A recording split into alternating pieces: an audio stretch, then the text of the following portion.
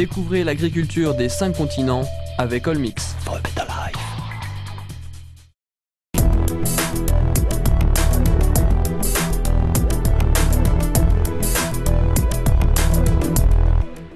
Des moulins, des canaux, un plancher des vaches au niveau de la mer, voire en dessous, pas de doute, nous sommes aux Pays-Bas. Plus précisément à Den Bommel, au sud de Rotterdam. Ici vivent et travaillent ensemble la famille Raas, père et fils, 120 vaches laitières, 250 hectares de terre. Pour ces fermiers hollandais, tout allait bien jusqu'il y a 6 ans, où des phénomènes alors inexplicables ont affecté leurs troupeaux. Tout d'un coup, nos vaches sont devenues molles. Elles ont commencé à produire moins de lait, les taux de protéines ont commencé à baisser. Et puis ensuite, ces mêmes vaches se sont mis à perdre leur lait dans leur logette avec des problèmes de mammites. C'est un peu comme si elles avaient été empoisonnées. Mais je ne savais pas pourquoi.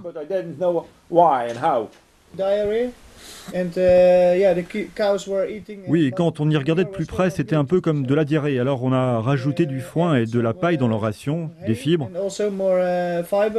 Mais rien à faire, ça a continué comme ça. En plus de ce problème, il fallait inséminer les vaches plusieurs fois. Cela nous posait un sacré problème. Au niveau du coût, au niveau de leur fertilité. En plus de ce problème de mammites et de lait invendu, ça commençait donc à faire beaucoup. Au niveau du coût pour traiter les mammites et au niveau des pertes de production.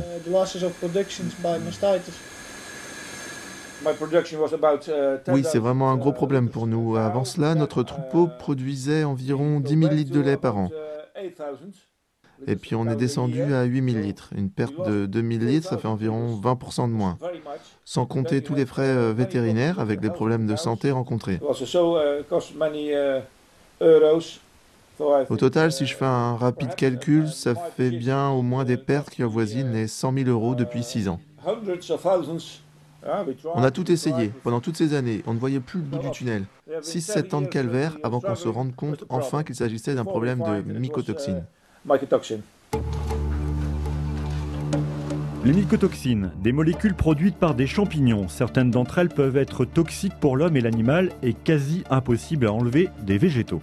Mais jusqu'à très récemment, les scientifiques n'arrivaient pas à réellement déceler leurs effets cliniques sur la santé et le rendement des animaux. La 5e conférence du Forum mondial sur les mycotoxines, organisée à Noordwijk en Hollande, a été l'occasion de faire part des dernières découvertes sur la question. On a longtemps pensé que les ruminants étaient capables de dégrader ou de contrôler les mycotoxines à l'intérieur de la panse. Mais c'était faux. Il a fallu revoir notre copie. Vous savez, pour la plupart des toxines, la panse est très protectrice. L'animal arrive à dégrader ces micro-organismes. Mais nous avons découvert qu'il y avait un certain nombre de mycotoxines qui en fait n'arrivent pas à être éliminées.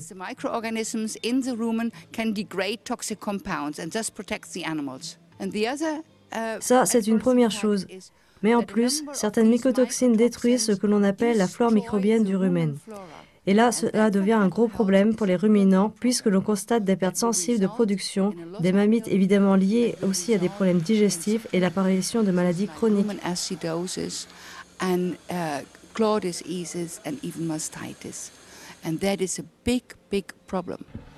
Mais quelles sont les principales mycotoxines responsables de ces dysfonctionnements? Il y a tout d'abord la DON, appelée plus couramment vomitoxine. Ensuite, la zearalénone, qui mime les œstrogènes et perturbe leur fonctionnement. La zearalénone dans la panse du ruminant est transformée en un produit 10 fois plus actif qui agit sur la fertilité de l'animal. Ce produit imite en quelque sorte la fonction des œstrogènes, les hormones sexuelles naturelles, et crée ainsi un dysfonctionnement dans le processus de reproduction.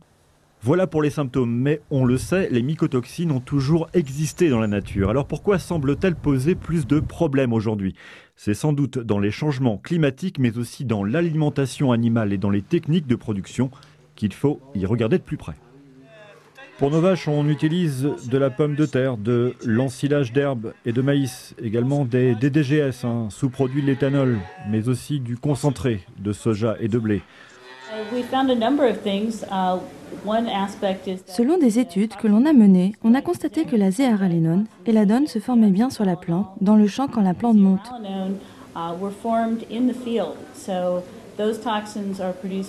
Alors que d'autres, mycotoxines, comme la toxine pénicilline, se forment dans les silos.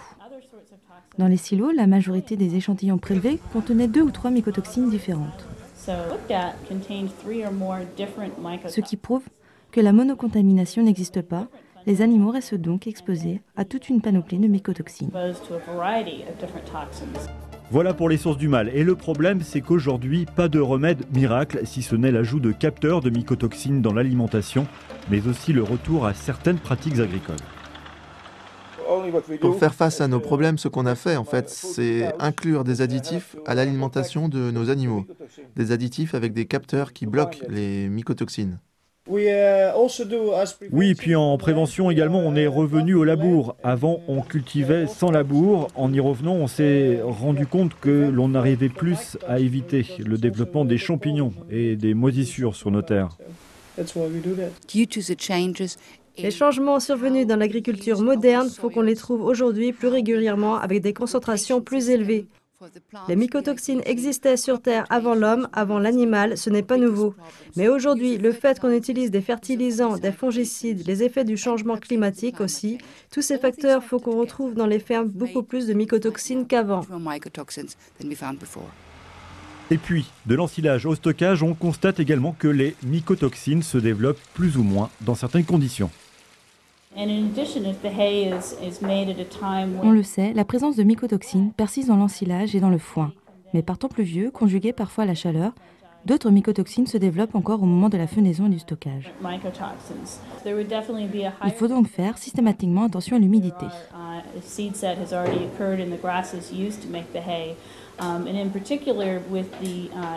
Précisons aussi que les foins faits tardivement, au moment où la graine est encore dans la plante, sont aussi facteurs d'un plus grand risque, car dans ce cas, les mycotoxines de la plante et de la graine se rajoutent entre elles. On l'a compris, la recherche scientifique avance très lentement sur ce problème. Concernant les additifs alimentaires contenant des capteurs anti-mycotoxines, leur promotion pourrait prochainement être autorisée. C'est en voie de discussion à l'échelle européenne. En attendant, un autre débat sur ce sujet est toujours en cours. Qui, de l'agriculture conventionnelle ou bio, est le plus sujet aux mycotoxines? Évidemment, sur cette thématique, personne n'est vraiment d'accord.